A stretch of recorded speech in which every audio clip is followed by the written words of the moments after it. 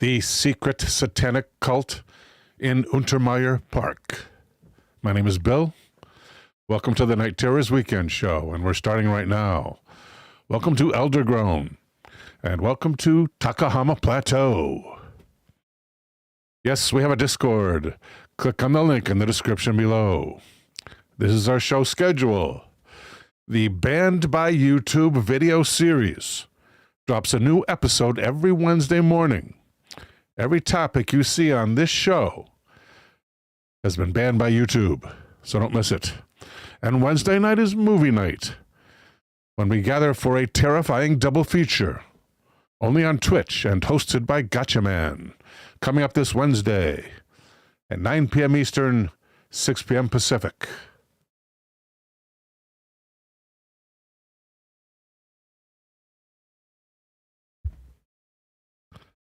The Day of the Triffids. We're after a spectacular meteor shower. Hey, Rhino Rex. Rhino Rex says, got a rough one lined up tonight, do we? The Green Dragon says hello. Welcome, Green Dragon. And a suggestion from T Plateau already.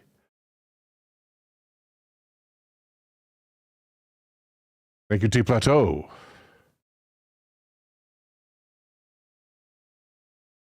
The Day of the Triffids, where after a spectacular meteor shower leaves most people permanently blinded, a merchant navy officer must find a way to conquer the tall, aggressive plants, which are feeding on the vast human population that has lost their ability to see, followed by Son of Flubber.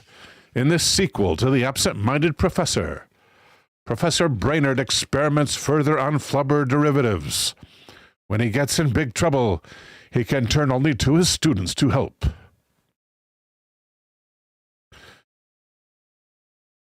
Night Terrors depends solely on viewer support. If you like the show, please consider supporting it. In the description below, you will find several different ways to contribute. And even if you can only buy me a coffee, I thank you for your support of the show. Welcome to Jeffrey Thomas, who says, hey, I made it, and greetings. The Green Dragon says, Bill, you don't remember this, but I sent you pictures of my UFO activity. I'll have to get back in touch with you soon with some more new photos. Yes, please, Green Dragon. I think I do remember. Dinkum Aussie says, welcome to everyone. Welcome, Dinkum. David Bryce says, good evening, everyone.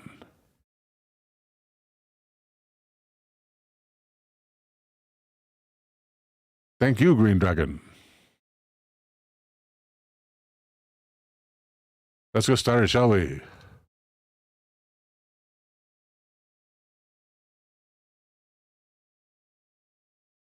Here at thevintagenews.com is a story by Nikola Bodanovic.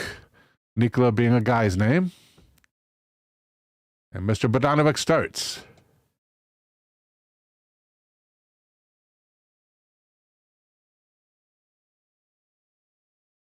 Well, the title is The Secrets of Untermyer Park.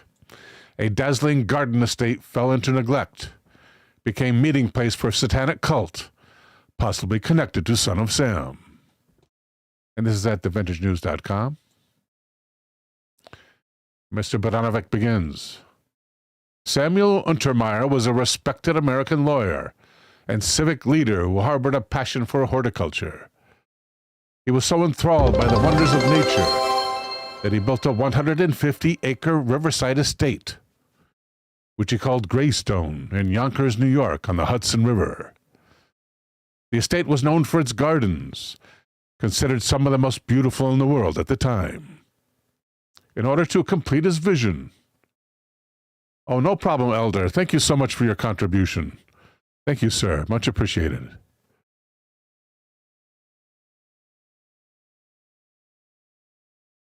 A prominent landscape architect, William Wells Bosworth, joined him in his quest for natural beauty in 1906. 10 years later, the estate resembled pastoral heaven. This Arcadia, set in the city of Yonkers, was indeed a dreamscape. Numerous gardens combined greenery with magnificent stone features, many steps, and elaborate terraces, creating an organic scenery worthy of the mythical gardens of Babylon. But just like the story of Adam and Eve, this tale has a malevolent twist. After Untermyer died in 1940, the Greystone estate became his legacy. It was opened as a public park owned by the City of Yonkers.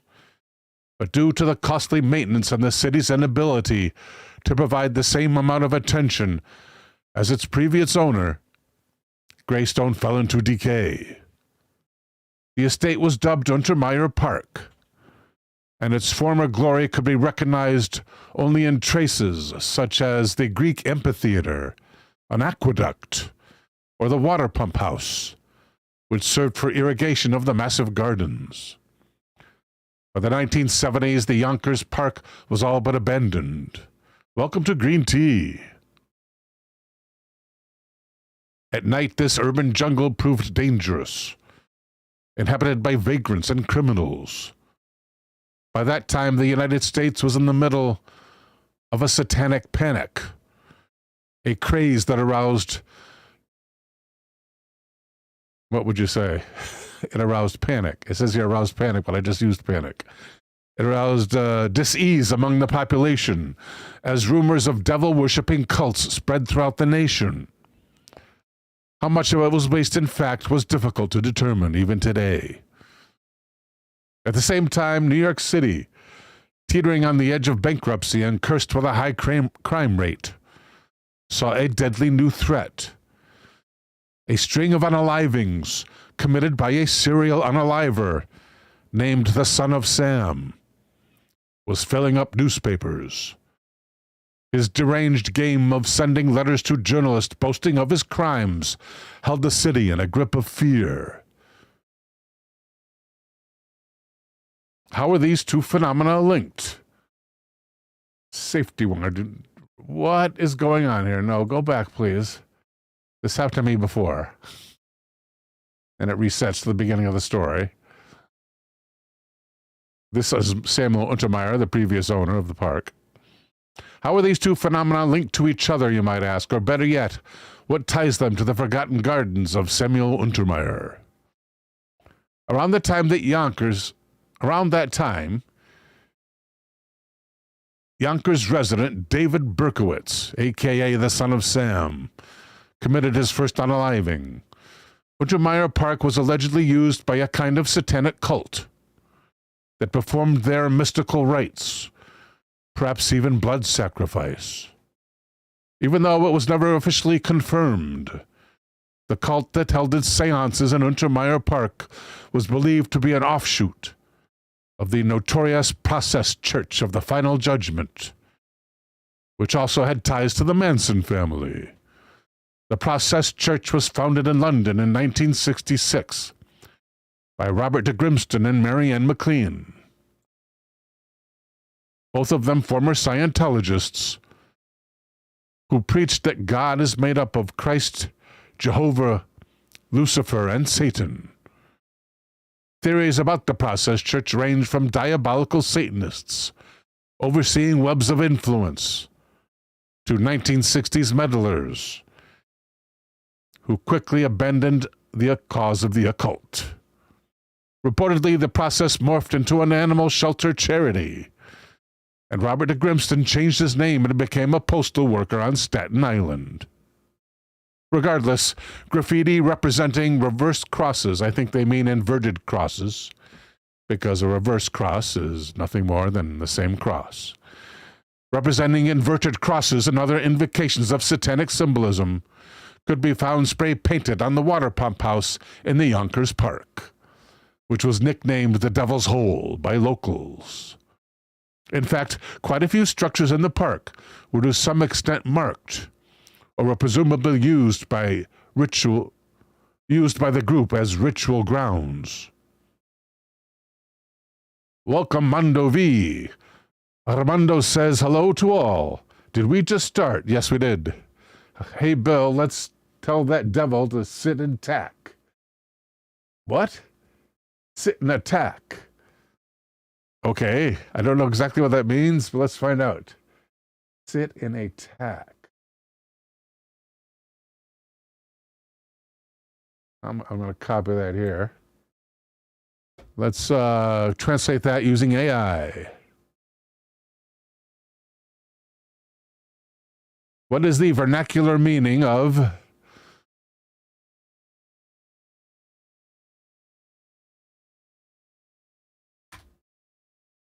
sit and attack? The phrase sit and attack is a sharp, sarcastic way of telling someone to go away, shut up, or stop being annoying. It's not super common, but when it's used, it's meant to be rude and snappy. Kind of like saying, get lost, or shove it, or stick it. The imagery is of someone sitting on a tack. Okay. A small sharp nail, which is a small sharp nail, which would obviously hurt. So it's basically like saying go self-harm, but in a slightly more creative, though still hostile way. Would you like a friendlier or more humorous alternative to that phrase? None at this time. T-Ceratops is here. T-Ceratops says, sit on a tack. It's a song. There's a kid's song about it. Thank you, T-Ceratops.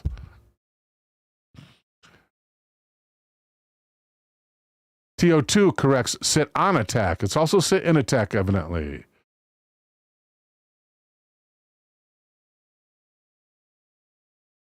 Mondo also says that's a song from church school. No kidding. What are the words to the church school song? Related.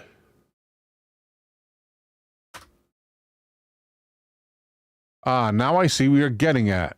If you're thinking of the church school song that includes the phrase sit on attack, you're probably referring to if you're happy and you know it. Okay. If you're happy and you know it. Silly version. What's the other version? Oh, wait. Oh, there's, I guess, a Christian version, right? Silly version. Then it continues with fun actions like, if you're happy and you know it, sit on attack. Ow. If you're happy and you know it, sit on attack. Ow. If you're happy and you know it, Squirrel Sniper says, greetings, beautiful souls from across the pond, but under the same skies. Welcome to the sniper.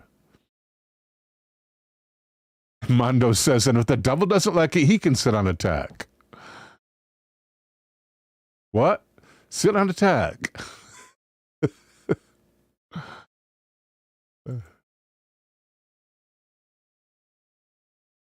Even though it has never been officially confirmed, the cult that held its seances in Untermyer Park. Oh, I read that already. Blah, blah, blah, blah. The process morphed. Graffiti and inverted crosses. Nicknamed the Devil's Hole. In fact, quite a few structures in the park were to some extent marked or were presumably used by the group as ritual grounds. Rumors started circulating in the late 1970s among Yonkers children of hearing animals shrieking in pain within the park. Around the same time, several beheaded German shepherds were found. Members of the process are known to favor German shepherds. Maybe they mean as ritual sacrifice. Thank you, Green Tea, for the topic. We still need topics, people, if you're thinking of them. If you want to think of some. Rhino Rex says, the song I learned said, if the devil doesn't like it, he can sit on attack. Thank you, Rhino Rex.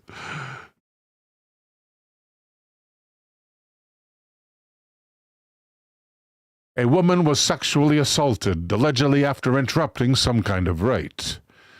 Reports on torch litanies hunting the tree lines at night came from nearby St. John's Hospital, and these made it to the police, and they looked into the matter. In 1979, an official police investigation was on the prowl. They were especially interested in the drawings made inside the Devil's Hole. Green Dragon, thank you for the super chat. Much appreciated. Looking forward to those photos. And a topic from Squirrel Sniper from across the pond. Thank you, Squirrel Sniper. You are now in the loop, buddy, and this will be covered this evening, guaranteed. And God willing. Let me move those suggestions over. We have TO2 first, then Green Tea, and then the Squirrel Sniper. And a suggestion from Gotcha Man. Earth Pulse. Never heard of it. Thank you, Gotcha Man.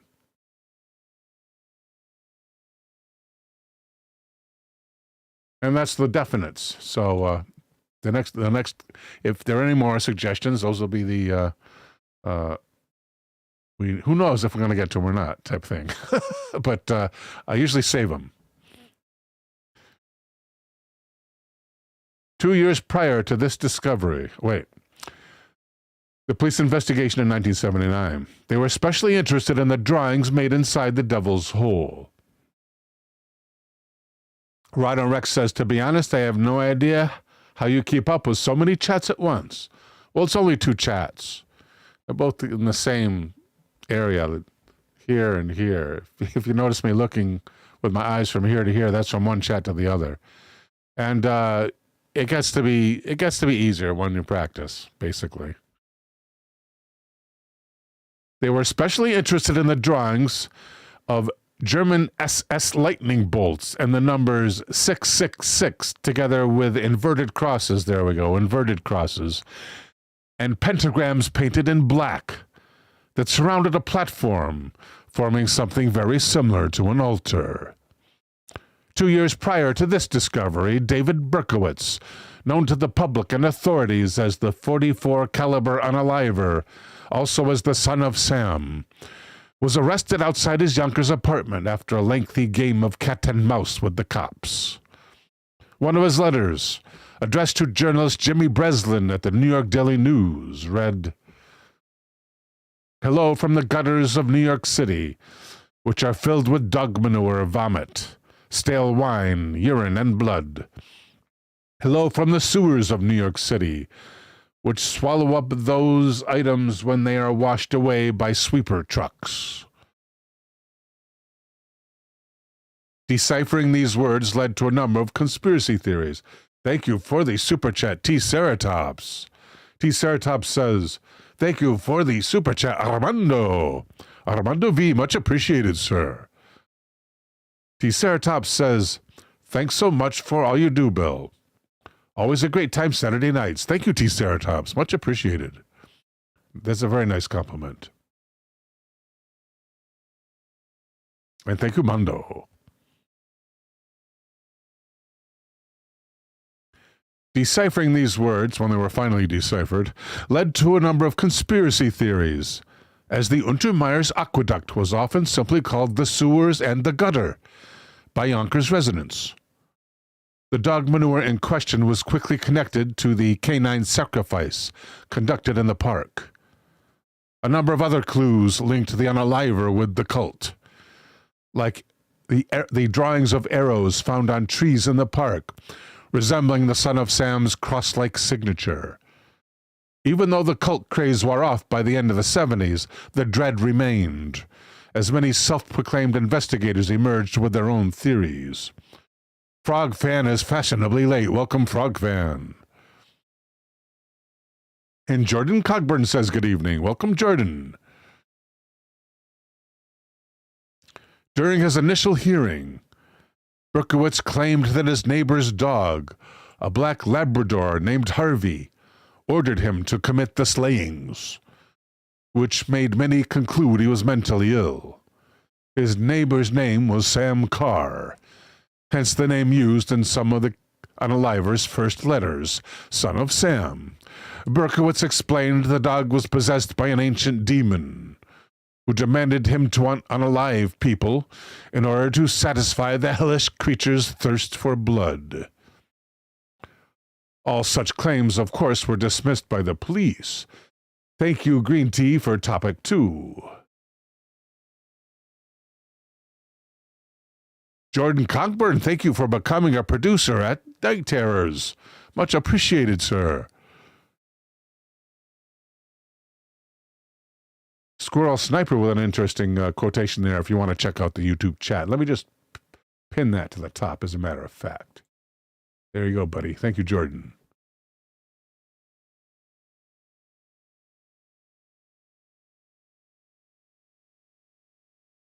And we're paging down here. What's that say? Untermyer. That's, well, it was quite a place, I guess. This is the gravesite of Samuel Untermyer. Not on the site of the park, but at Woodlawn Cemetery. And the public was still puzzled by the case. What sealed the deal for many who were obsessed with the string of unalivings and their relation to death cults was the reopening of the case in 1993. The serial unaliver himself claimed to be connected to a cult, insinuating he was not acting alone, and also insinuating that he was not guilty for all of the 8 unalivings committed, but rather only for 3 of them. Surprisingly, the theory of Berkowitz not acting alone has its supporters, aided by the fact that the sketches made of the unaliver by the witnesses to his street shootings did not look like David Berkowitz. I wonder what those sketches looked like. And we're going to find out. How do we do that? Sketches made of Son of Sam, street shootings. Sketches made of street shootings. Oh, what is going on? Another advertisement, I bet. I didn't get to copy either. I'm going to have to go back down. So is this about the Son of Sam guy? Asked Green Dragon. It's about both. It's about both the park and the Son of Sam guy. And their relationships together, and the ties they have together. Basically, the park fell into disrepair and disrepute, and supposedly sacrifices were then made by a devil cult, which Son of Sam may have been a member of. This keeps passing out, and I just got a buzz from my phone. Come on, is it still highlighted? I doubt it. Come on, stay there, people. Almost there. Okay. Sketches made of the unaliver by... Okay. And then we go to pictures. Look for sketches made of the Son of Sam. Son of Sam. By witnesses to his street shootings in New York City. I don't know if Google will... I mean, Google's not AI. I don't know if it'll comprehend all of that, but we'll find out.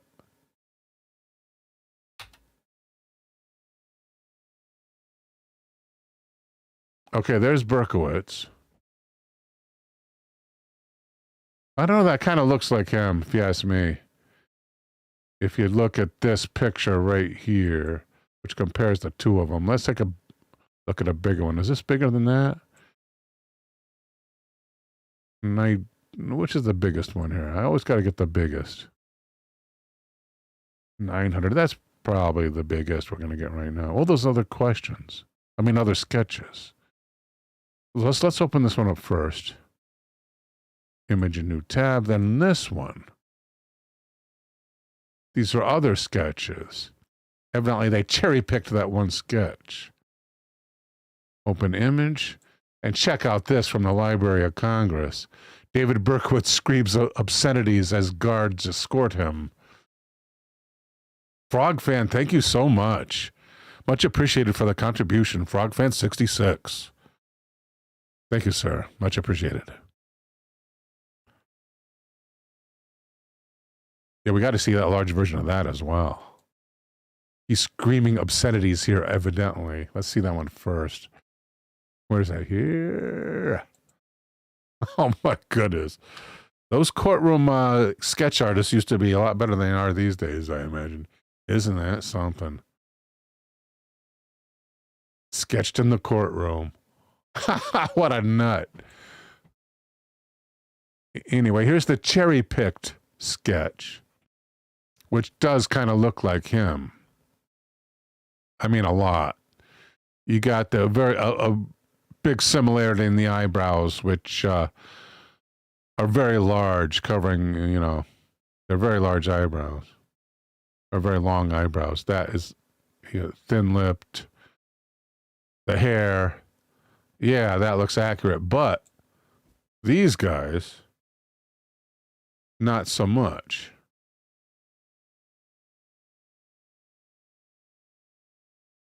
Yeah, these guys, not so much. So maybe there were accomplices.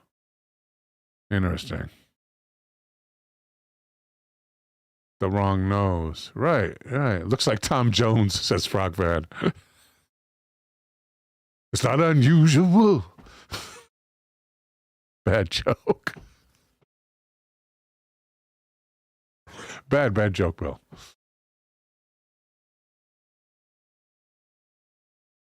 Whether to shift the blame from himself or perhaps to reveal his accomplices after 16 years of silence, Berkowitz's claims shed new light on the investigation.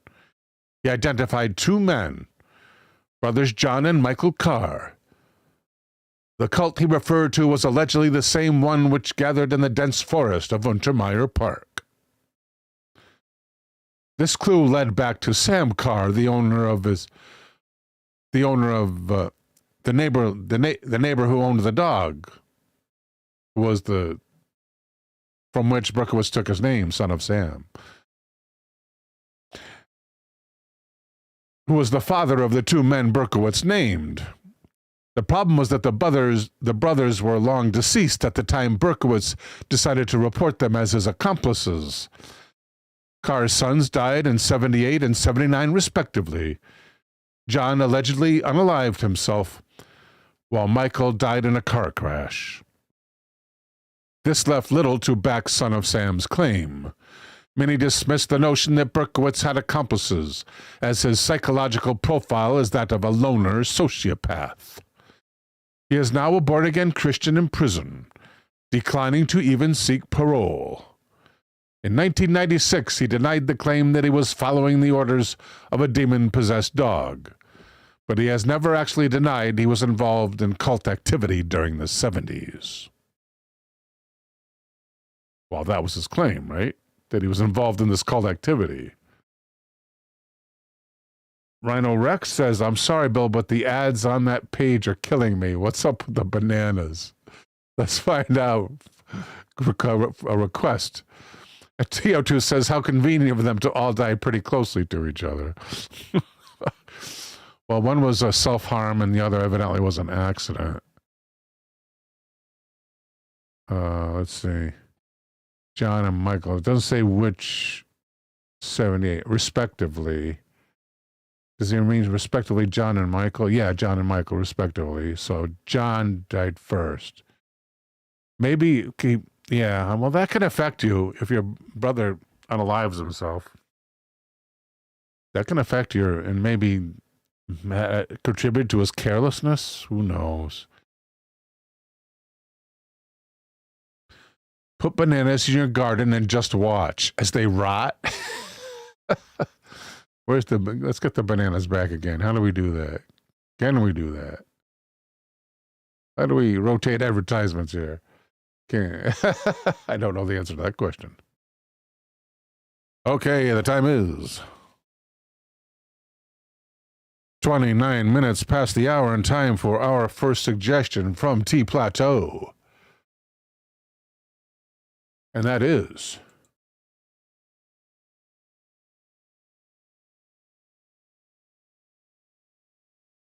something about a flight. Bruce Gernon's time-bending flight. Never heard of it. Cool, let's find out what it is. I thought we decided not to use Quant. I guess I forgot to change the URL. Bruce Gernon's time-bending flight at Unresolved Mysteries. A subreddit at Reddit. The Quester Files. Through the Electronic Fog, Bruce Gernon's flight. Let's go to the Quester Files. We've never been there. We have never been there before. Open a new tab, please. In an uncredited story at thequesterfiles.com entitled Through the Electronic Fog, Bruce Gernon's Fateful Flight. And is there an author at the end?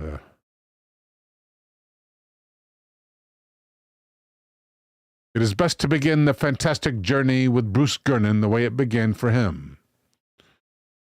For Bruce, it began unintentionally on December 4th, 1970. As a result, he became one of the most well-known survivors of an unexplained encounter in the Triangle. I guess he means the Bermuda Triangle.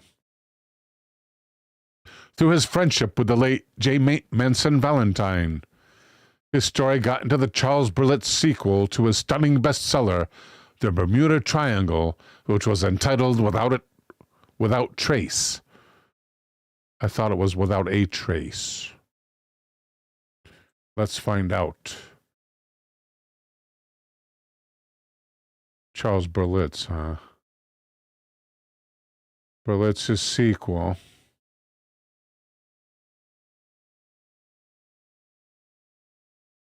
Let's find out what it was. Ask anything, prompts ChatGPT. Berlitz's sequel to a stunning bestseller, The Bermuda Triangle, was... ?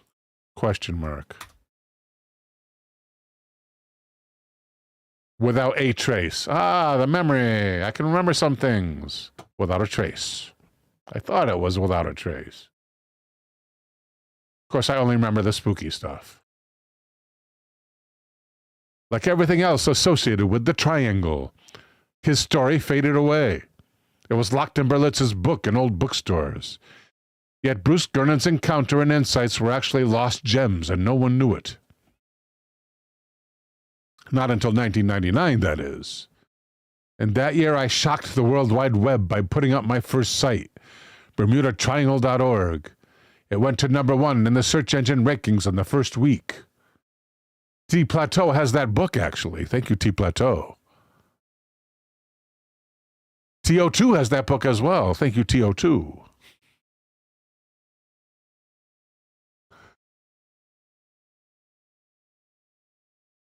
After 20 years of silence, people were hungry for information on the event. Bruce was impressed and contacted me, and we became friends. For the first time since Berlitz, his story was retold. And Bruce Gernon gave me an exclusive interview.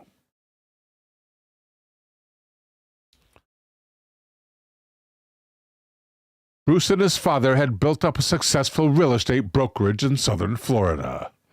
By his early 20s, Bruce already had about 600 hours flying time. That is quite a few. And was very familiar with Florida and the Bahamas. However, none of this prepared him for an encounter which over 40 years later still puzzles him.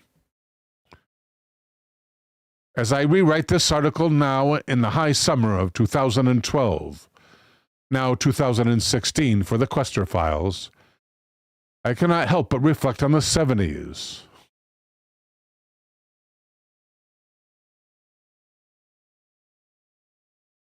Bruce himself has been on a number of documentaries. He has his own website, and was even able to finally get out his own book called The Fog. But this article was the first time he was truly able to express himself without being edited and without details of his experience, being stretched to fit other theorists, to fit the agenda of other theorists. Bruce is far from a salesman or publicity seeker. He strikes one as contemplative. The only reason his account became public was from his friendship with the late J. Manson Valentine, who often cataloged the unexplained in the Bermuda Triangle, and was the source for Charles Berlitz's 2 books on the subject. Gernon was so amazed at his encounter that he wrote down the details shortly after it happened. In his own words, "My father and I had been flying our own plane in the Bahamas since 1967, and had made at least a dozen flights to and from Andros Island. Everything seemed normal on that fateful day in December, just after 3 p.m., when my father and I and Chuck Lafayette, a business associate, lifted off the runway at Androstown Airport in a brand-new Beechcraft Bonanza A36. It was shortly after takeoff when I noticed an elliptical cloud directly in front of us, about a mile distant, hovering only 500 feet above the ocean. It was a typical lenticular cloud, but I had never seen one that low. Miami Flight Service reported over VHF that the weather was good, and so we continued. But the lenticular cloud quickly changed into a huge cumulus. We were climbing at 1,000 feet per minute, and the cloud seemed to be building up at the same rate. In other words, incredibly fast. Unexpectedly, it caught up and engulfed the Bonanza. After 10 minutes of climbing in and out of this cloud, the airplane finally broke free at 11,500 feet, and above this level skies were clear. I leveled off the Bonanza and accelerated to its maximum safe cruising speed of 195 miles an hour. When I looked back at the cloud, I was astonished. It now looked like an immense squall, abnormally shaped in the form of a giant semicircle extending around us. Visibility was about 10 miles, and the cloud continued beyond my perception, so it must have been more than 20 miles long. After a few minutes, I lost sight of it. Soon we noticed another cloud building directly in front of us, near the Bimini Islands. It looked a great deal like the cloud that we had just left, except that its top was at least 60,000 feet high. And I guess you're not going to climb that high in a Beechcraft. When we came within a few miles of it, we saw it appeared to emanate directly from the surface of the earth. Upon entering the cloud, we witnessed an uncanny spectacle. It became dark and black, but without precipitation, and visibility was 4 or 5 miles. There were no lightning bolts, only extraordinarily bright white flashes that would illuminate the entire surrounding area. The deeper we penetrated, the more intense the flashes became. So we made a 135-degree turn to the left and headed due south out of the cloud. We'd been flying for 27 minutes. We thought we might be able to fly around the cloud. But after 6 or 7 miles, or about 3 minutes of flight, right? It became apparent that the cloud near Andros and the cloud near Bimini were actually opposite sides of the same ring-shaped body. The cloud must have formed just off of Andros Island and then rapidly spread outward in the shape of a donut, with a diameter of 30 miles. This seemed impossible, but there was no other explanation. We were trapped in a billowing prison, with no way under it and no way over it. 13 miles later, I noticed a large U-shaped opening on the west side of the donut cloud. I had no choice but to turn and to exit through the opening. As we approached, we watched the top ends of the U-gap join, forming a hole. The break in the cloud now formed a perfect horizontal tunnel, 1 mile wide and 10 miles long. We could see clear blue sky on the other side. We also saw the tunnel was rapidly shrinking. I increased the RPM of the engine, bringing our speed to the caution area of 230 miles per hour. When we entered the tunnel, its diameter had narrowed to only 200 feet. I was amazed at what the shaft now looked like. It appeared to be only a mile long instead of 10 plus as I had originally estimated. Light from the afternoon sun shone through the exit hole and made the silky white walls glow. The walls were perfectly round and slowly constricting. All around the edges were small puffs of cloud of a contrasting gray, swirling counterclockwise around the airplane. We were in the tunnel for only 20 seconds before we emerged from the other end.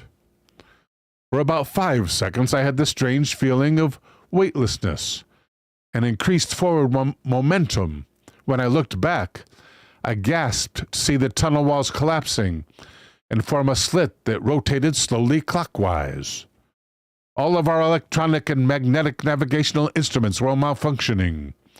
The compass was slowly spinning even as the airplane flew straight. I contacted Miami and told them we were about 45 miles southwest of Bimini, heading east at 10,000 feet. The radar controller replied he was unable to identify us anywhere in the area. Something bizarre had happened. Instead of the blue sky we expected, everything was a dull grayish-white haze. Visibility seemed more like 2 miles. Yet we couldn't see the ocean, the horizon, or the sky. The air was very stable, and there was no lightning or rain. I like to refer to it as an electronic fog, because it seemed to be what was interfering with our instruments. I had to use my imagination to feel our way west. I don't know, I would think that the electrical discharges in the body he just departed are a more likely explanation for a lack of communication. While we were in the electronic fog, 3 long minutes, the controller radioed that he had identified an airplane directly over Miami Beach, flying due west.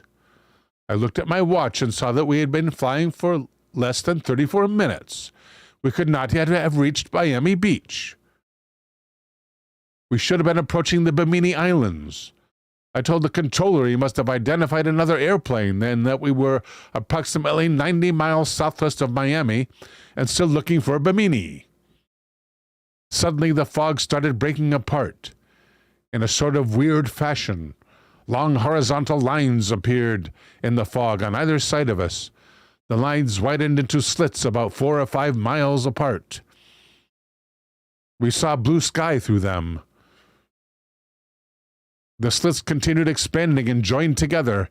Within 8 seconds, all the slits had joined and the gray fog had disappeared. All I could see was brilliant blue sky as my pupils adjusted to the increase in light. Then I saw the barrier island of Miami Beach directly below. After we landed at Palm Beach, I realized the flight had taken a little less than 47 minutes.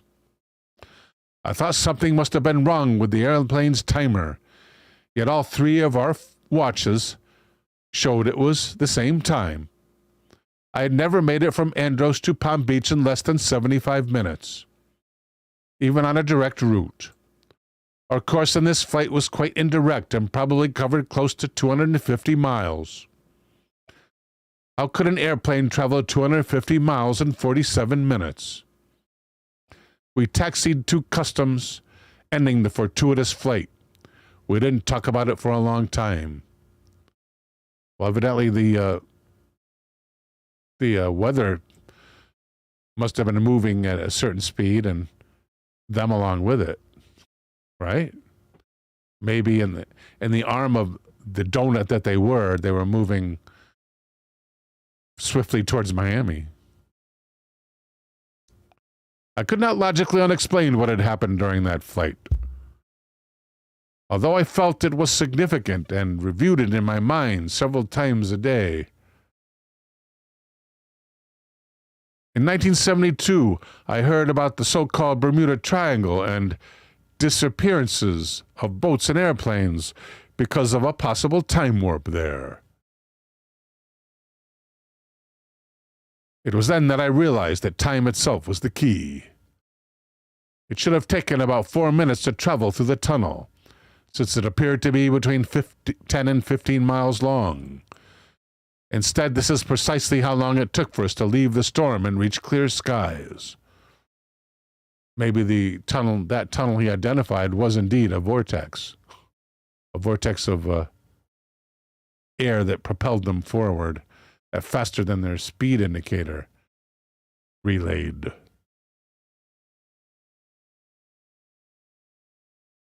This is precisely how long it took for us to leave the storm and reach clear skies. The remarkable thing is that we did not come out of the storm 90 miles away from Miami as we should have. We had traveled through 100 miles of space and 30 minutes of time in a little more than 3 minutes. Q&A with Bruce in April of 2001.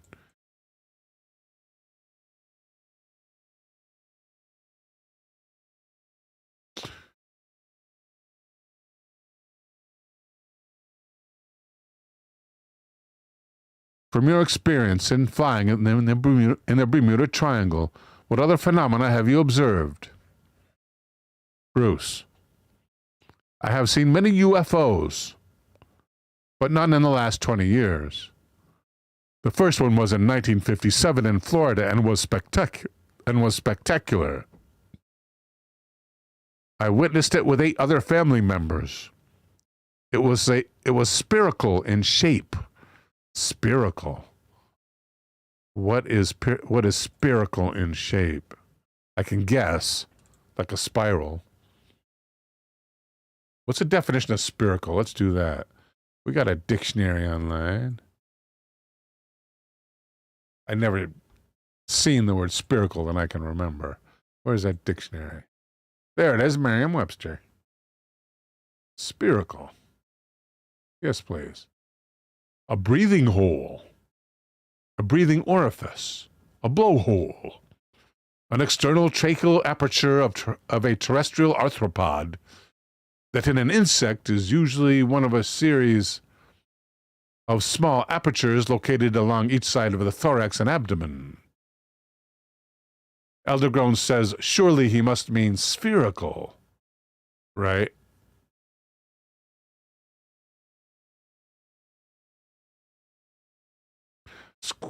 Squirrel Sniper says the Chinese also have a zone called the Triangle of the Dragon. Wow. Spherical, suggests TO2. War says a spiral. Welcome, War, by the way. Albatwitch Wiggler's here. Welcome, Albatwitch. Spherical, reiterates T-Plateau.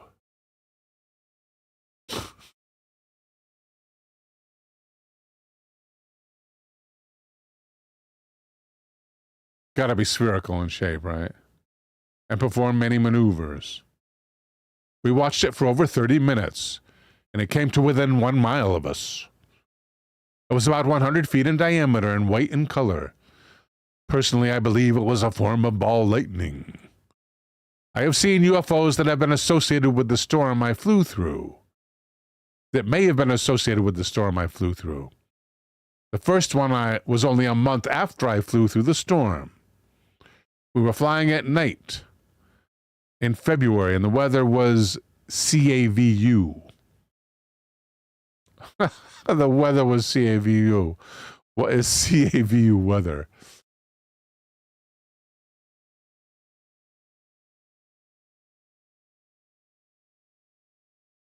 What is cavity weather? Change cavity to CAVU. And we got a question. Ceiling and visibility unlimited. Ceiling and visibility unlimited. Gotcha Man knows. Wow. Are you a pilot, my friend? Gotcha Man knows what it is. Ceiling and visibility unlimited. So you can see up and sideways for as long as you want. No, we Google at the same speed, says Gotcha Man. All right, G-Man, thank you. G-Man, ever humble G-Man. By the way, coming up this Wednesday and hosted by Gotcha Man, Day of the Triffids and Son of Flubber. The Day of the Triffids were after a spectacular... I read that one already. And in reviews from IMDb, The Day of the Triffids is the first of several adaptations of John Wyndham's science fiction novel, and it's one of the best. It's realistic and atmospheric. This well-told film has a solid storyline, memorable scenes, and an eerie atmosphere.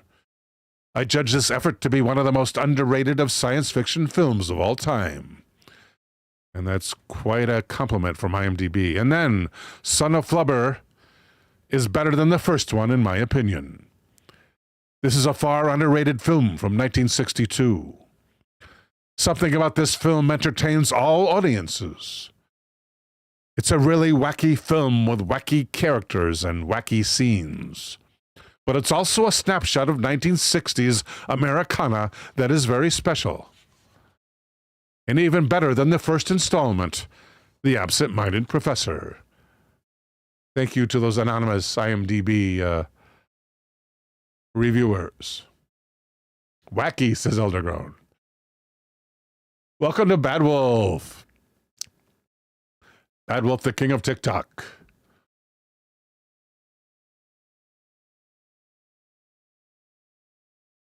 We were over Miami at 10,000 and headed due east toward Bimini.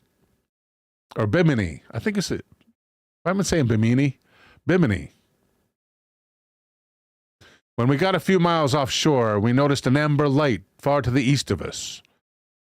Suddenly, it came toward us at incredible speed. It was on a collision course with us, and within seconds, it was right in front of us. It was bright amber and shaped like a saucer with a diameter of about 300 feet.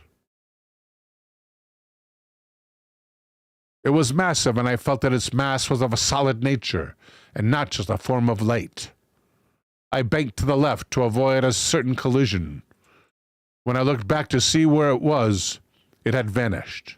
It may have been an illusion, although we both saw the exact same thing. It's interesting to note that the UFO was on the same flight path that I had traveled when I went through the time tunnel and encountered the electronic fog. Gotchaman says, if we get away with showing Disney movies, I suggest Computer Wore Tennis Shoes. A very, very young Kurt Russell was in it. Good movie, G-Man. Good movie. I'm going to write that down, huh?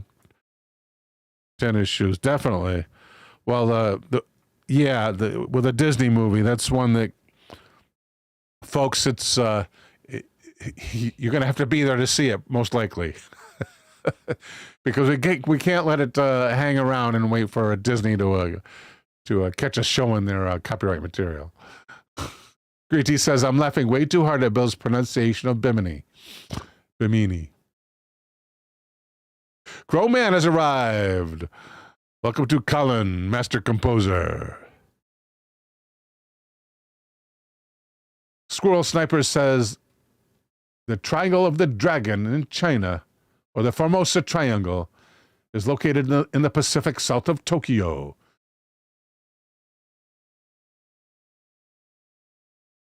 Okay, next up. Frogfan says, I saw a remake called The Day of the Truffles. It was truly a delicious film. Thank you, Frogfan. RYU does not like Disney. Well, this is unlike your typical Disney fare, to tell you the truth. Bad Wolf wants to know, am I remonetized on YouTube? Yes, I am. Dank sei Gott. That means thank God in German. Dank sei Gott. Thanks be to God. Okay. Movie. Well, you got to be there in person now, so you may not get to see it. Bad Wolf with an interesting German word. Let's see. I think it's masculine. Der Wagen. Panzerkampfwagen. Whatever that is. Maybe a tank? A Panzerkampfwagen? Maybe a tank. I'm not sure.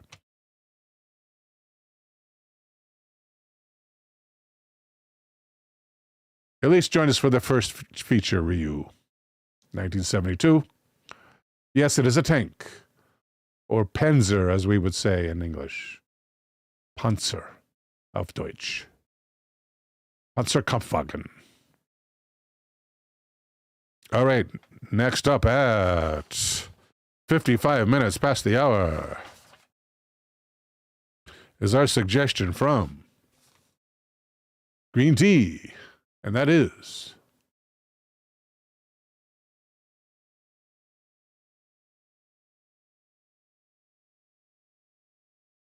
The Mystery of the Magician's Pyramid in Uxmal,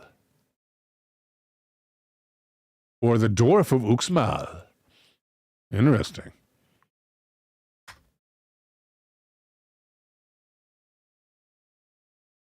Alba Twitch Wiggler says, my German ain't so great. Armored car. Pyramid of the Magician, Wikipedia calls it. Bad Wolf says, the Germans sure do have some unadulterated long words. Yeah, they combine their words together to make longer words and then add them to the German dictionaries.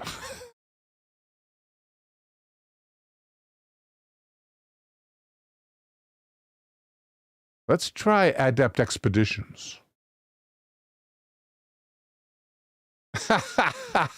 T-Plateau with Bustenhalter. Thank you. I love saying German words, so any German word I'm going to have to pronounce here for the general public. Any German word I see, I gotta pronounce it. The Mystery of the Magician's Pyramid and the Dwarf of Uxmal. An actual dwarf.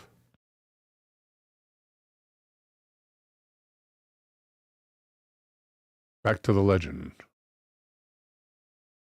Do we have an author here?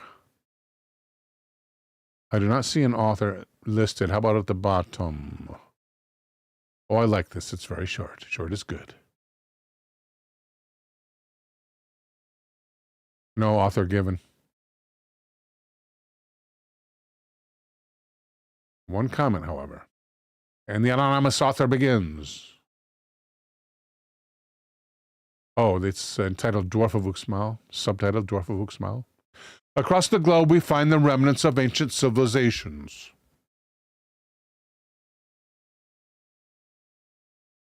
Welcome, Ohms. Including pyramidal structures that pose questions. Who were the builders? Why did they build them? And what purpose did they serve? If a conjecture is realized, it is very difficult to see how it remains a conjecture. However, without a record of how these structures were built, we can only speculate and form theories on how we think it was done. What can we glean from the mysteries of the Mayans? There is an indigenous oral tradition. Ohms says that the Greeks also add words together. I did not know that, Ohms. Thank you. Perpetuated by the Maya on the Yucatan Peninsula about the builders of one of the world's most unique pyramids, the Magician's Pyramid at Uxmal. Known for its aesthetics, unique architecture, and stunning symbolism to the uninitiated eye. It is by far the most dramatic of all the hill and flatland archaeological sites in the Yucatan. But when viewed through the eyes of a symbolist, it becomes clear that this sacred site is consecrated to water and represents the divine feminine principle. I gotta see it now. The Magician's Pyramid at Uxmal. Let's get that name. And go to them pictures.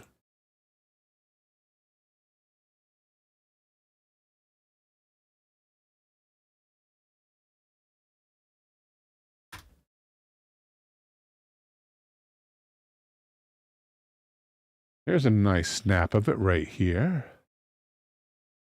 And that is fairly large, fairly good res, fairly fine resolution there. Let's open a new tab. Yeah. Looks kind of lonely there.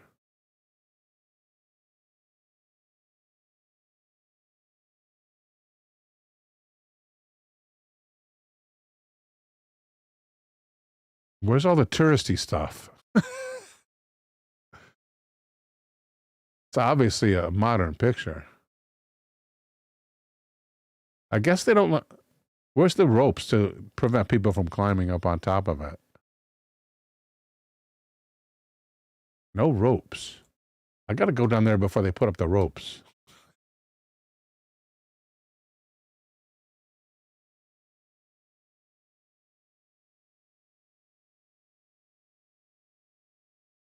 Oh, here's an old picture. Yes, please. Yes, please. May I have another? And a colorized one. Super chat from Ohms. Thank you, Ohms. Ohms learned about the Greek written language from a podcaster that studies ancient Greek.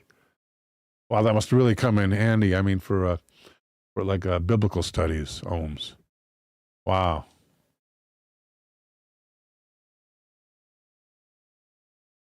Crowman says, I think pyramids are getting more interesting as time goes on. There's more to them than people think.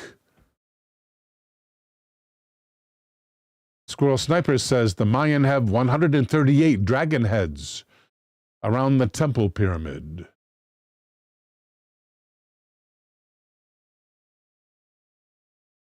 T Plateau says, some say hidden alien bases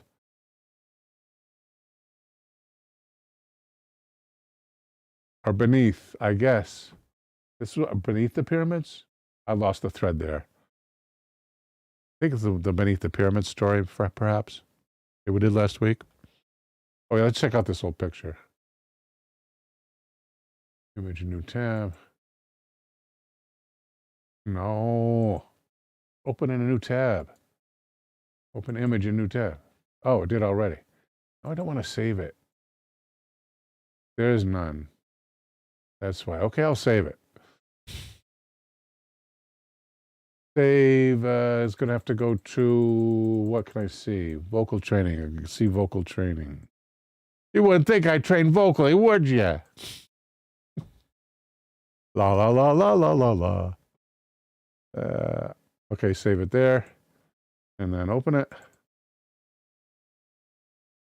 Yeah, I have my scales in here. And also the picture of the old picture. Here we go, people.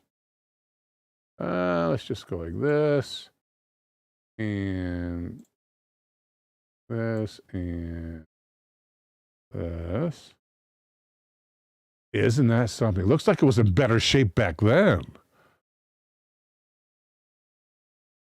Yeah, this looks, well, no one bugging it. This one looks like it was much better shape back then.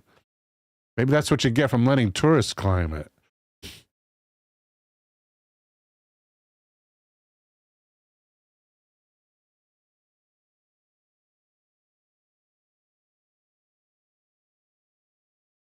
Wow.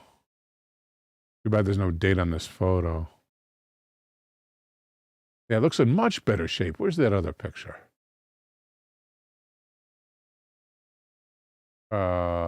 Not here. Not here. Do we have one that shows it like from the same angle?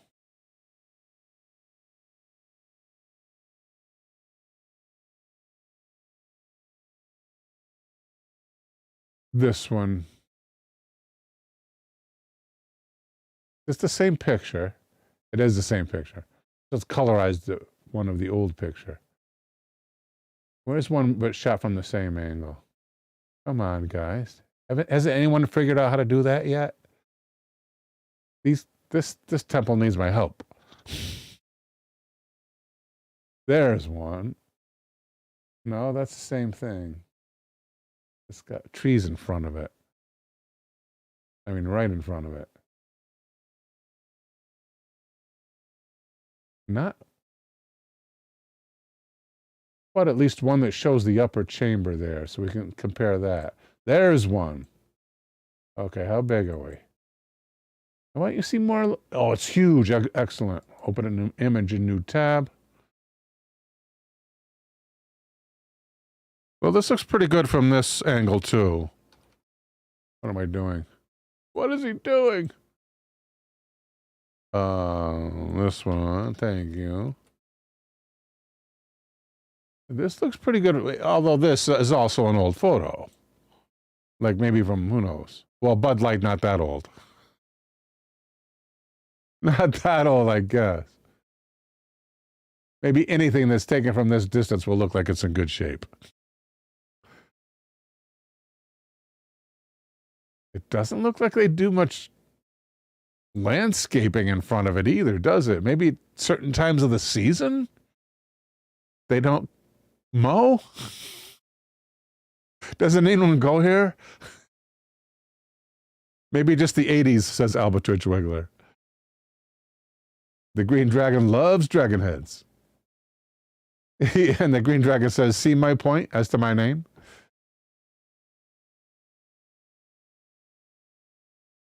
Frogfan says, I think the pyramid got its name from the priest pulling a rabbit out of a hat and sacrificing it on the temple altar. Green Tea says they've literally discovered thousands of structures in South and Central America with LiDAR.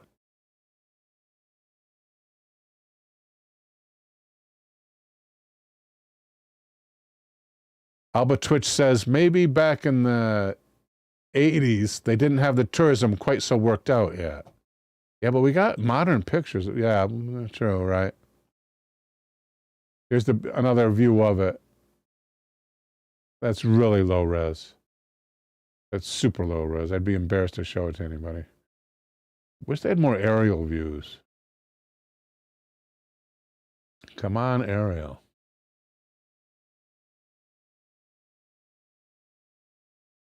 Gotta bring my drone down there. I haven't learned how to fly it yet, but when I do, gotta bring my drone down there. Ohms asks, have you all heard about the new discovery of under one of the pyramids in Giza? Yeah, check out last week's show, Ohms. Ohms is familiar with LiDAR as well. Yeah, it's amazing what that stuff can do. Here's a close-up of that upper structure. New image, please. Actually, that looks like it's in pretty good shape. That looks to be still in pretty good shape. Huh. And it's sort of symmetrical. It looks uneven, but it's like symmetrically uneven. Like this side matches this side. It's symmetrically uneven. Isn't that interesting? Almost as if these are two eyes here. Maybe they are. The nose, the mouth. Huh. Green Tea says, imagine how impressive it was 700 years ago.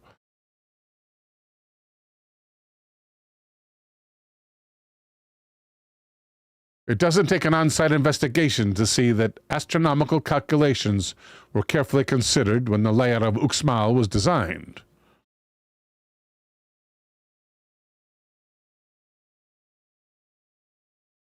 But unlike many of the other sacred sites of the Maya, no stone quarry has ever been found at Uxmal. From where the Maya quarried the stone is a mystery, and how they conveyed it to this site is unknown to archaeologists. Can't they, analyze what kind of stone it is? That's what they do in Europe. Just analyze the stone and figure out where it come from. But the indigenous oral tradition maintains that Uxmal's most famous structure was built over one night with the use of magic by a dwarf who was hatched out of an iguana egg, with magical assistance from his sorceress mother, as part of a challenge issued by the king. Crowman would like to get a close-up look at the carvings on this pyramid. The caption here I am standing by the house of the old woman, also known as the Pyramid of the Old Woman at Uxmal. The unknown author is there. He probably owns the domain adeptexpeditions.com. You can visit that structure today. It is known as the Magician's Pyramid. Other titles include Temple of the Magician, House of the Magician, House of the Dwarf, the Dwarf's Pyramid, Pyramid of the Soothsayer, Casa el Adivino.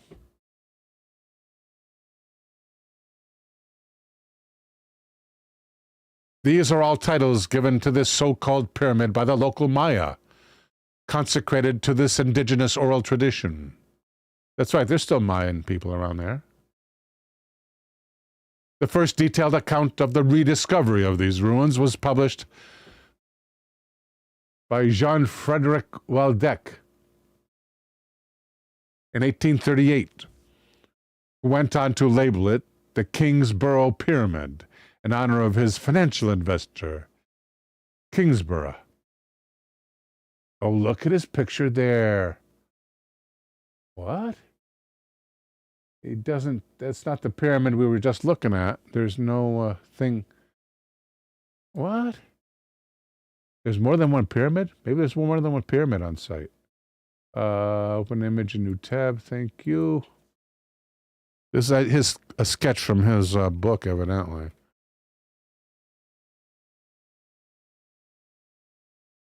Showing the pyramid in very good condition, except for these parts over here, which are like missing stuff. I don't think we've seen that. The shadow of the tree on the steps. And everything else in pretty good condition. Even have statues up here, or bas-reliefs up here. Rhino Rex says stories about Loki ain't quite so outrageous sounding now.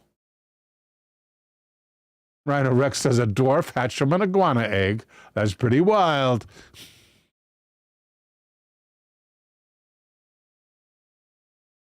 Ohms agrees.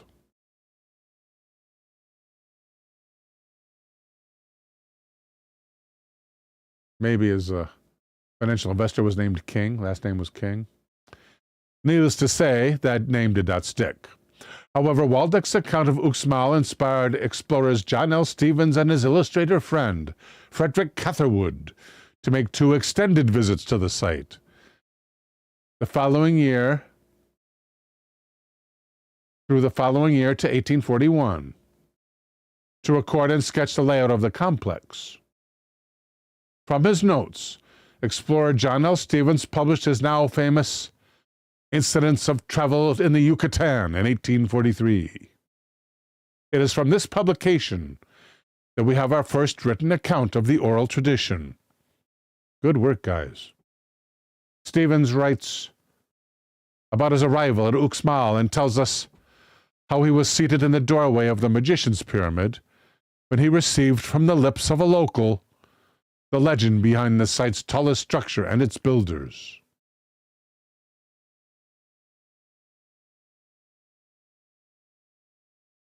If so, if you would like to hear the story, if so, watch the video below. We can't watch a video, sadly, or else YouTube will ban us. But we can find it out, I bet, through AI. The legend behind the site's tallest structures and its builders. Copy. We want the earliest legends.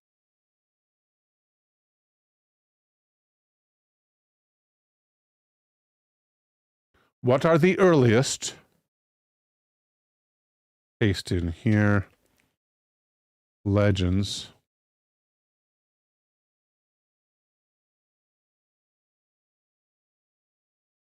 behind the sites, behind the Uxmal site's tallest structures and its builders? Great question.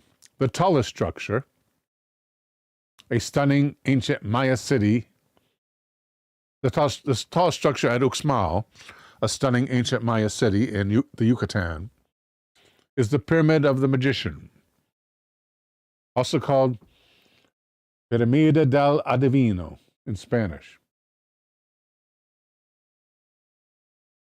It stands out with its rounded sides and steep incline, and it's wrapped in some fascinating legends that go way back to pre-Columbian and colonial times. The core legend is told in Maya oral tradition and recorded by Spanish chroniclers.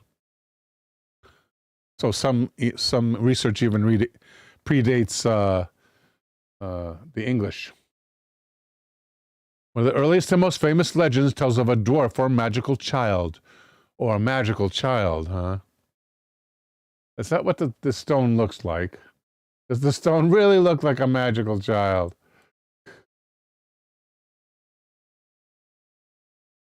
Could be at the top here.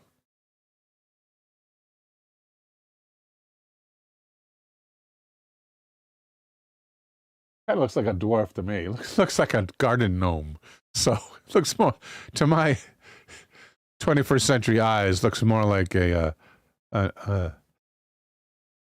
less like a child and more like a garden gnome. Big Daddy is here. Welcome, Big Daddy X84.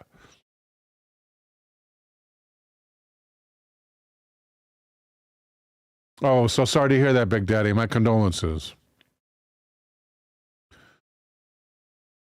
May your father's soul rest in peace.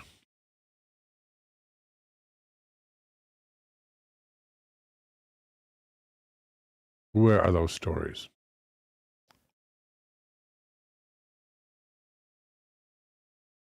Here's how that story goes. The legend of the dwarf king of Uxmal. An old woman who was a wise woman found a magical egg. From it hatched a dwarf whom she raised as her own child. The dwarf was gifted with supernatural power, so it is a child. The dwarf was gifted with supernatural powers and grew wise and strong very quickly.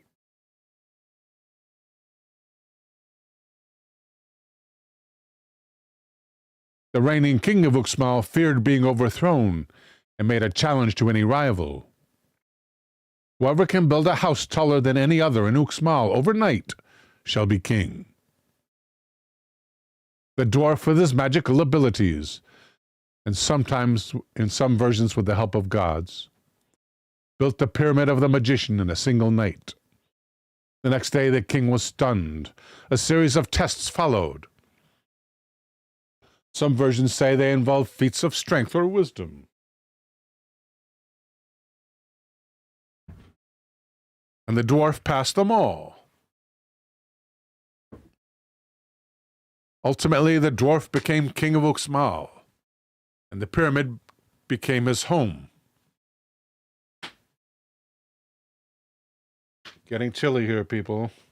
It's not quite spring yet. But I bought my soil today. And it was after I was done, hardly had time to go get it before my nap before the show. But I made it back just in time to fix supper for the family, my spouse and I. And I didn't have to lift any bags of soil. Fortunately, the young man did that for me. I'll be doing the rest here, I guess, later. They're still in the trunk. 1.5, what is it? Cubic liter? 1.5 cubic liter bags. The big bags. 3 big bags of soil. And I'm going to start early this year. I'm starting early this year. Oh, I've also bought some Jiffy 7s. That, the coconut fiber things, they soak them and they puff up, and they use them as seed starters.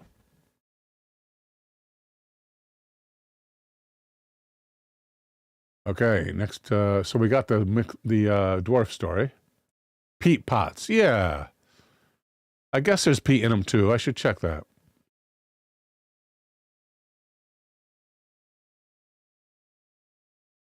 Gotcha Man says my grandmother used to use those to start tomato plants. Cool. Tomato plants from seed. Amazing.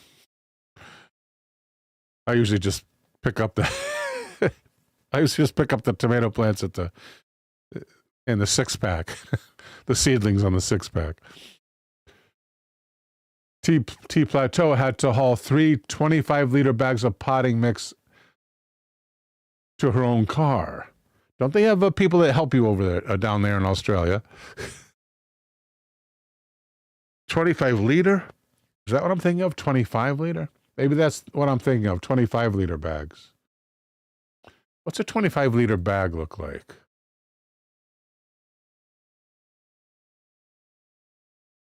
$25 liter bag of soil. Is that what the size I was using? The Horrible brand? Yeah, 1.5 cubic feet. Is that the same thing? That was what I bought. That's the size I bought. 1.5 cubic feet. And is that same as a 25 liter? Let's find out, I guess. Miracle Grow. Horrible soil. Just horrible. I don't know how they stay in business. T Plateau says, no way, they were too busy to help old people. That's the one, says T Plateau. Let's open image in a new tab here and double check this.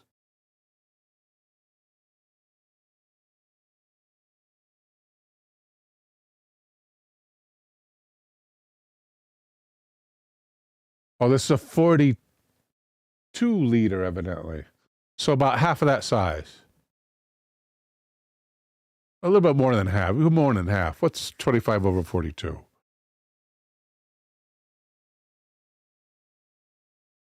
So 25 over 42 is... I wouldn't even want to carry any soil. 25 over 42. 60%. So almost 2/3 the same size.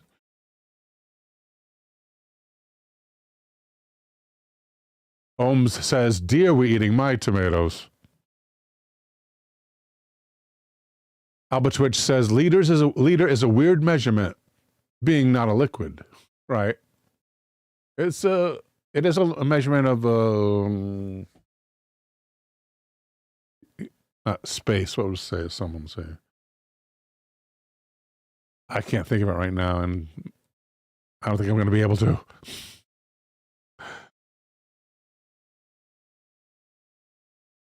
Next up, at 23 after the hour, is a suggestion from volume. Thank you, Elder. Volume measurement. That's the one, says Albatwitch. Welcome, BeaverX84. Oh, you're most welcome, BeaverX. May he rest in peace.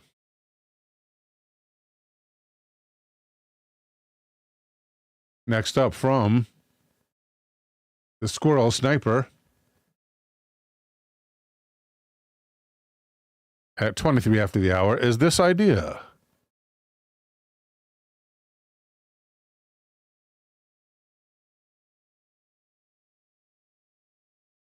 Falling red blood from the sky. I love falling from the sky stories, Sniper. Reported during the eclipses in the past. Really? That's mighty specific. I would have settled for falling blood.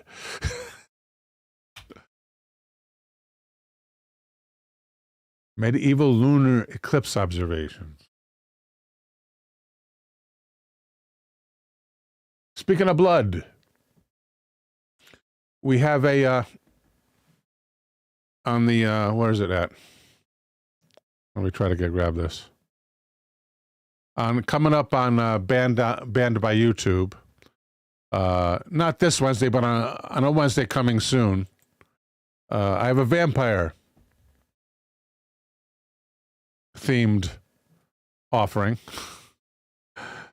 and I want to show you one of the cute little short videos that I edited for that. Amazing work by these children actors. I think it was some kind of professional children's acting camp or something where they produced this amazing piece of film.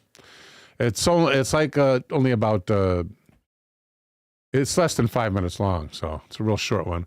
I'm going to show you this because I have to go find my shoes because my feet are getting cold. So let's get it up here as fast as we possibly can. We'll go to vocal training. And we'll jump over to banned from YouTube. Oh, we got to go back here, by the way. We'll jump over to banned from YouTube. And there's that.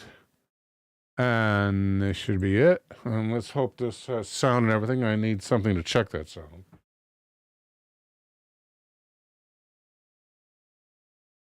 These. And I should be able to see the sound work over here. Okay, and that is, it's called Nosferatu. Okay. Get ready, folks.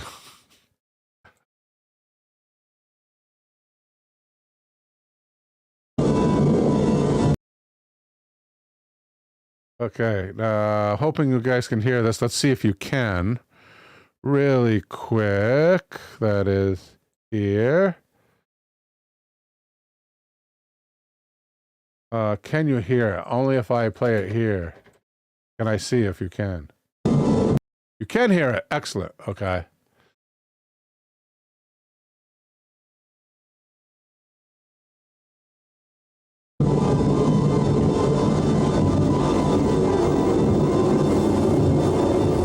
Count Dracula?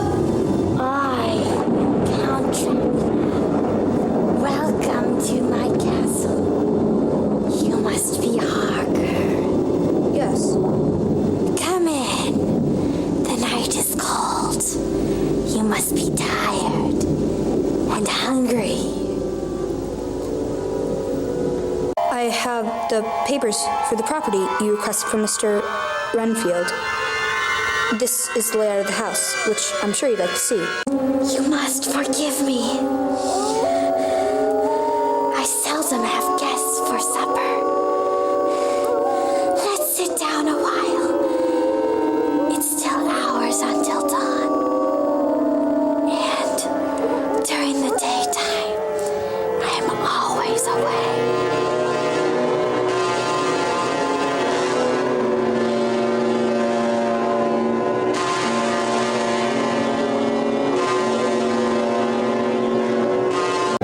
Your sleeping quarters are on the top of the stairs. Should you decide to leave your room tonight, be warned. This castle is old and has many bad memories.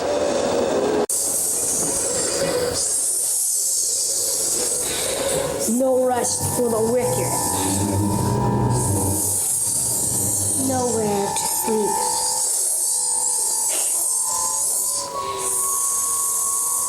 What was yours is now his. He makes his way there now. His soil travels by sea. His coffin safe in the bowls. You belong to us now. We wait to show you the eternal night.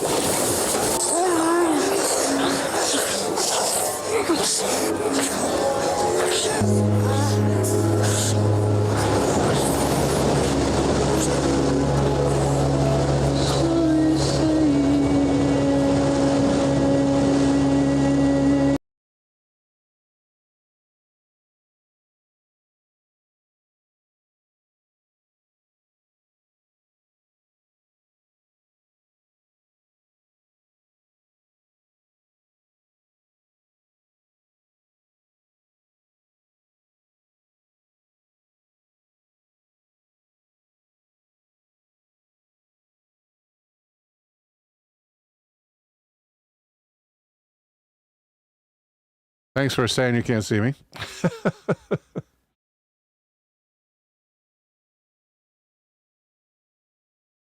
Yeah, that little bit of song at the very end is a copyrighted song. But what an amazing job by those kids, huh? Just amazing.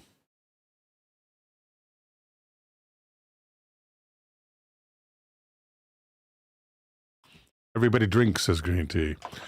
Quite a performance, huh? Okay, next up. Oh, the falling blood. Yeah, please. Images of falling blood from the sky. Historical interest. Blood moons.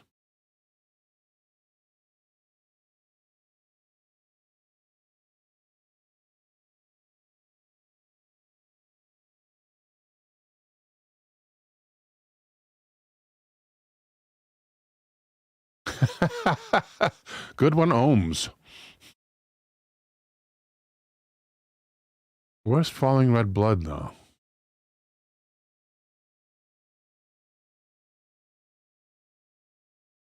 Images reported. Oh, that's just copying my words. Let's do just falling red blood from the sky.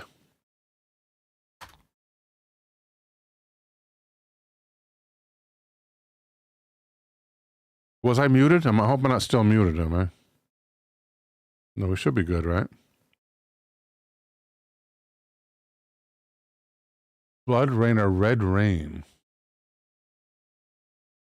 What is blood rain? Did blood fall from the sky in 2008?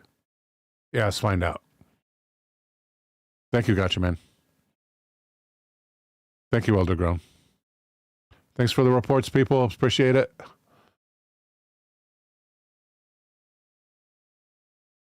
At enviroliteracy.com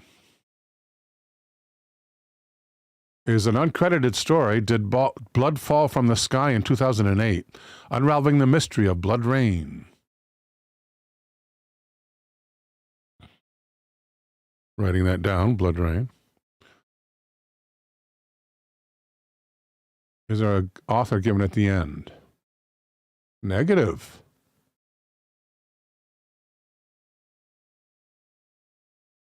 And the anonymous author begins.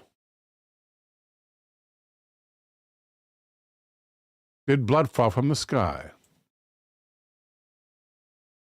While the literal interpretation of blood raining from the sky is highly unusual, reports from La Sierra Choco, Colombia, in 2008 claimed precisely that. Good one, Elder. Blood rain is not to be confused with blood rain, as in king reigning.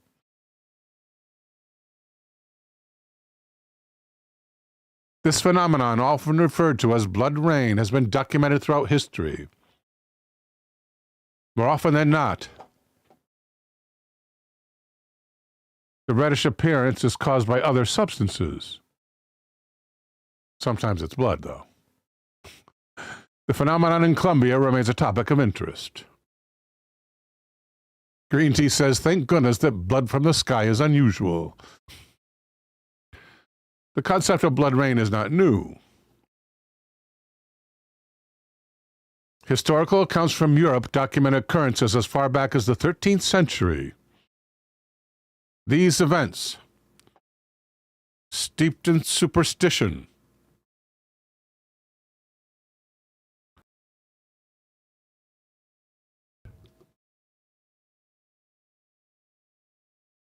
as omens, were meticulously recorded.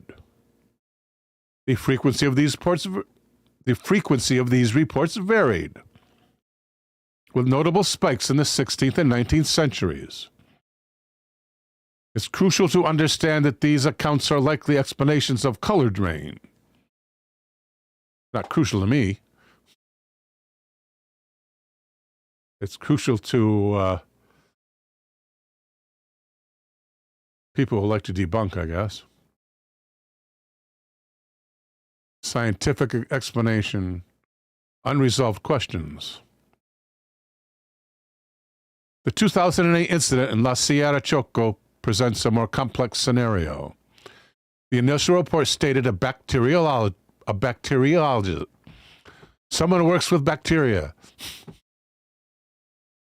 The initial report stated that a bacteriologist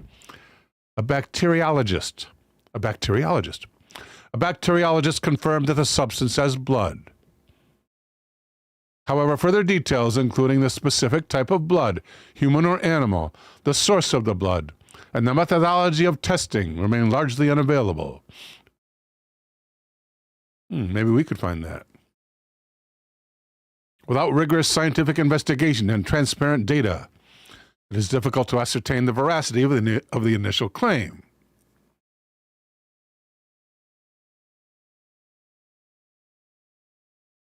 Let's find out more about this specific account.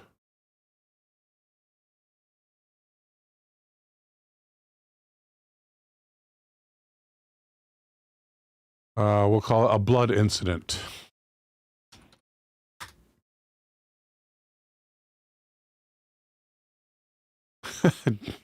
Dinkamasi.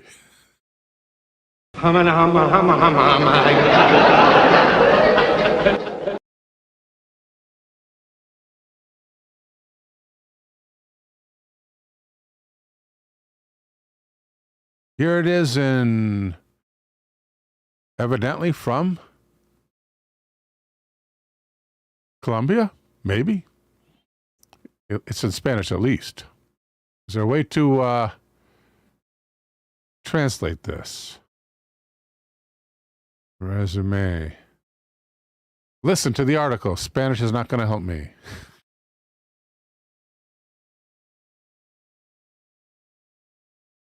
Well, we could do a copy and then translate, right?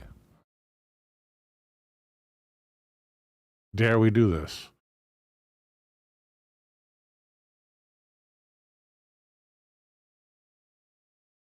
Copy. Do we have Google Translate here? No, we don't. We should have that. Let me duplicate this.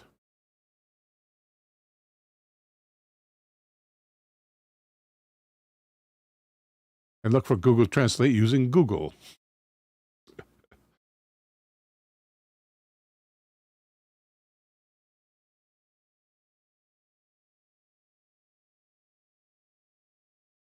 Google Translate. Enter text.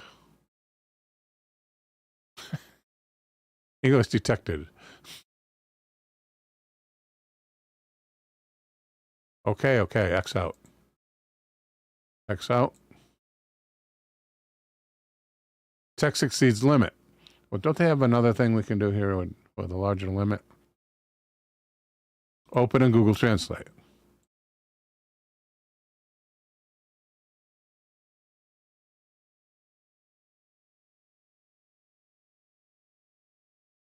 Russian, no. It's translating from the Russian, that's why. Let's say Spanish. The morning of the last century came with a great surprise for approximately 200 inhabitants of the La Sierra village, 30 minutes from Bagado, Choco, when a red-colored rain started falling all over a village. According to the parish priest of Bagado, Yani Milton Cordoba, the inhabitants of the Cargamiento warned him about what was happening, the village, I assume. Quote, they called with everyone telling us that there was blood, but we were unable to reach the community due to lack of fuel. End quote. The priest said some residents collected the mysterious liquid in bottles to prove what had happened. But after a while, the bottled blood was converted back into water. Lost its color, I guess.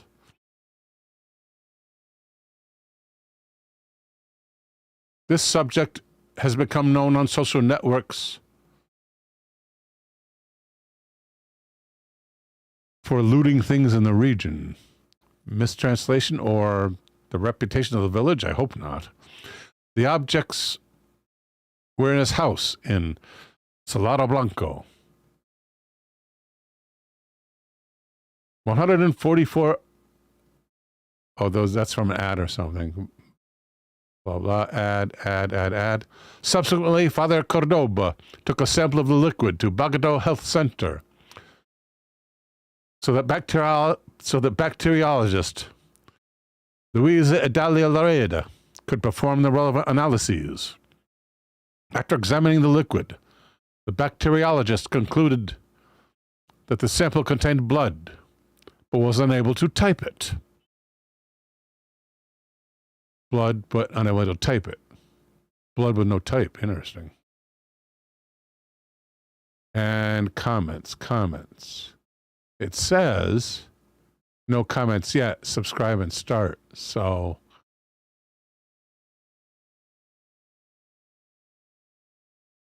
yeah, no comments on it. But that's the whole original story. Blood with no type.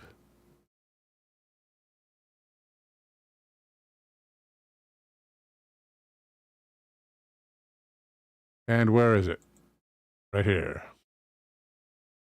Next up, at 41 minutes past the hour.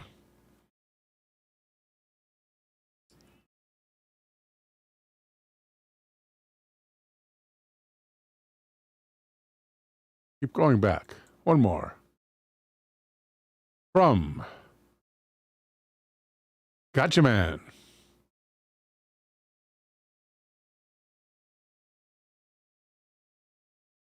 Earth pulse, 26 seconds. Common search. The Earth is pulsating every 26 seconds. Let's find a good rag to read this from.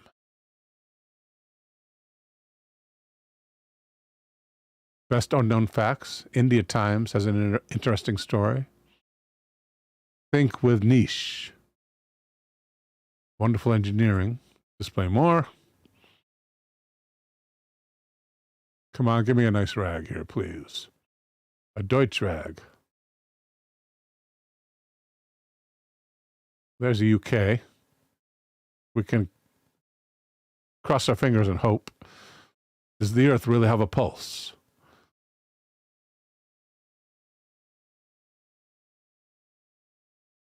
We use cookies. Decline all. Believe it or not, at er.co.uk begins the story. Does the Earth really have a pulse? The answer is yes. No author attributed here yet. Sources. Tons of sources.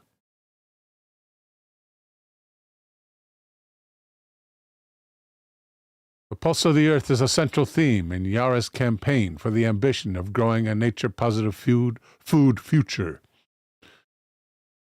Yara spoke with Lars Eivind Ogland, associate professor of geosciences at the University of Oslo. Ogland works with geochronology and studies the timing of various events throughout geological time, ranging from how the Earth's continents have formed to how climate has changed over time. Ogland finds the phenomenon of a 26-second pulse fascinating. Quote, yes, you may call it a pulse. The Earth's crust has regular tremors.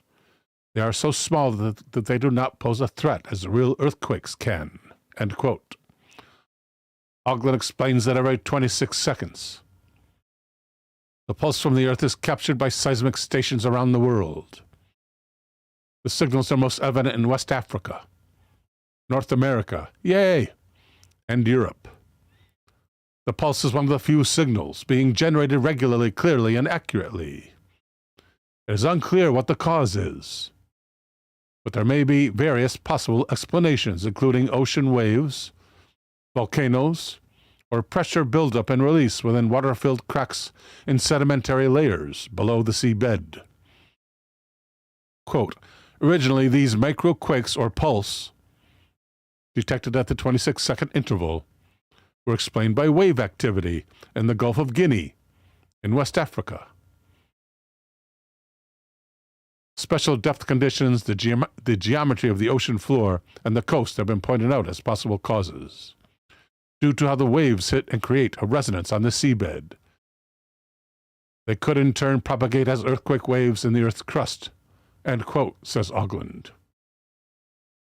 He continues to explain the volcanic activity has been cited as another possible explanation, but no traces of active volcanoes have been found in the sea in that area. Quote, a third explanation can be found in the latest study, which states that fluid flowing through fractal fissure networks in sediment under the sea floor is the cause of the tremors, end quote, says Ogland. The regularity may be due to special conditions on the Gulf of Guinea seabed, consisting of water-rich sediment layers that are under pressure. Due to sediment loading from the Niger River, water pressure increases in the seabed. The pressure differences lead to water flows in cracks in the seabed, like in a hydraulic pump, where pressure increases to a certain point before being released as a trigger.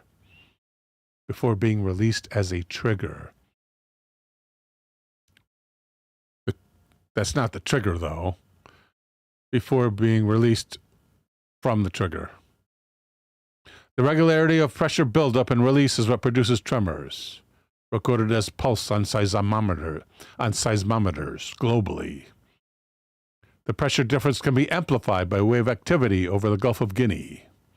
Quote from Ogland, in this sense, the new study unites previous explanations for wave activity and movements in the upper part of the Earth's crust. End quote. He emphasizes that none of the three explanations have been tested. This would require thorough underwater surveys in relevant areas of the Gulf of Guinea, as well as measurements to identify the exact source of the quakes. Discovered in the 60s. This pulse was discovered in the early 60s, first recorded by American seismologist Jack Oliver, who, among other things, did important work in the development of plate tectonic theory. He also worked on recording atomic bomb explosions using seismic waves. Since then, scientists have gathered enough data to determine the regular tremors have persisted beyond their first recording and form a kind of rhythmic pulse. Since the 60s, that's decades of pulsing at 26 seconds. A good rag, says T. Plateau. Quote, it is remarkable these tremors occur in such a regular way, and have done so for decades. This is yet another transient phenomenon in a geological context. Going back a few thousand years, the sea level was different. The last ice age, which ended 10,000 years ago, led to major changes in the sea level when the ice on land melted. Such changes in sea level probably play a role. End quote, end of article. And now we need another suggestion. And I have no old one saved. This is not good. Let's ask AI to give us a suggestion.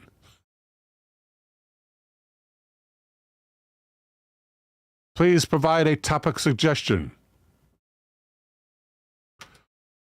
for any specific. Oh, wait, we have one from Rhino Rex. Haunted Highways. Thank you, Rhino Rex. Let's turn off the dragon. Delete this last suggestion.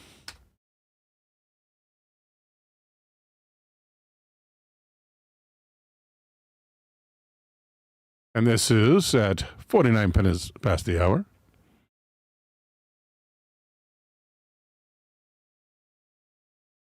Haunted Highways.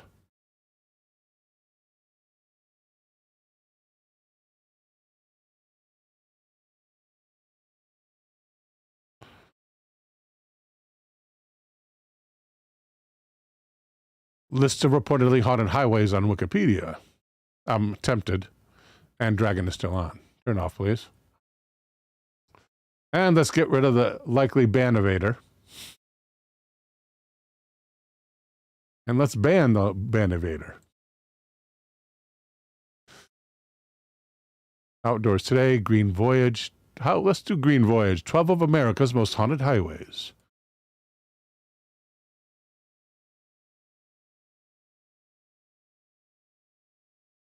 At thegreenvoyage.com. 12 of America's most haunted highways, ghostly tales and spooky stops. Any author given? More from Green Voyage. Negative. Is our credit only for the featured image. For transparency, this content was partly developed with AI assistance and carefully curated by an experienced editor to ensure accuracy. Yeah, you got to do that. An anonymous begins. The appeal of the open road takes a chilling turn. Yeah, that's AI crap. Number 1, stretch of I-4 Florida, the dead zone. Travelers on Interstate 4 near Sanford, Florida, may unknowingly pass through one of the state's most haunted stretches of road. Dubbed the Dead Zone. Legend has it that disturbances during the highway's construction disturbed the final resting place of a family buried on the site in the 19th century, unleashing a host of unexplained phenomena. Reports of malfunctioning electronics, phantom hitchhikers, and sudden severe weather have become lore among locals and travelers alike. The area's history, marked by tragedy and unexplained occurrences, casts a shadow over this otherwise unremarkable stretch of highway, inviting those who dare to experience its eerie ambiance firsthand. Insider's tip: visit during the quiet hours of the early morning to truly sense the eerie atmosphere without the distraction of heavy traffic. When to travel the fall season, particularly Halloween, offering the perfect backdrop for this visit. Thank you, AI. Route 66, Illinois to California. The Mother's Road's Ghosts. Good picture for that title. Route 66, the iconic highway that once connected Chicago to L.A., is rich in American history. Thank you, AI. This legendary path, often called the Mother Road, is dotted with haunted motels. From the restless spirits of the Old West in Oakman, Arizona, to the ghostly occurrences at the Monte Vista Hotel in Flagstaff, travelers on Route 66 embark on a journey through America's heartland. Boy, is this boring AI crap. Moonville Tunnel, Ohio. A railroad phantom. This is really bad writing by AI. And really bad editing by the editor. My apologies to the editor. Nestled in the dense forests of Vinton County, the Moonville Tunnel is a remnant of a long-gone coal mining town, with only a few structures still standing as silent witnesses to its past. This abandoned railroad tunnel, dating back to the 1850s, is said to be haunted by the ghost of a brakeman who met his untimely demise on the tracks. Visitors to the tunnel have reported seeing phantom lights, experiencing unexplained cold spots, and hearing the distant sound of a train whistle despite the tracks being removed decades ago. The isolation of Moonville Tunnel and its tragic history make it a compelling destination. No kidding. Coming up this Wednesday on Gotchaman's hosted, I forgot the name of it. double terror feature on Wednesday on Twitch at 9 p.m. Eastern, 6 p.m. Pacific.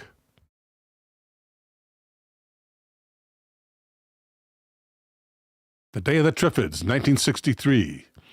Where after a spectacular meteor shower leaves most people permanently blinded. A merchant navy officer must find a way to conquer the tall, aggressive plants. They move, they can walk. Which are feeding on the vast human population that lost their ability to see. Followed by Son of Flubber, 1962. In this sequel to The Absent-Minded Professor, Professor Brainerd experiments further on flubber derivatives. When he gets in trouble, he can turn only to his students to help.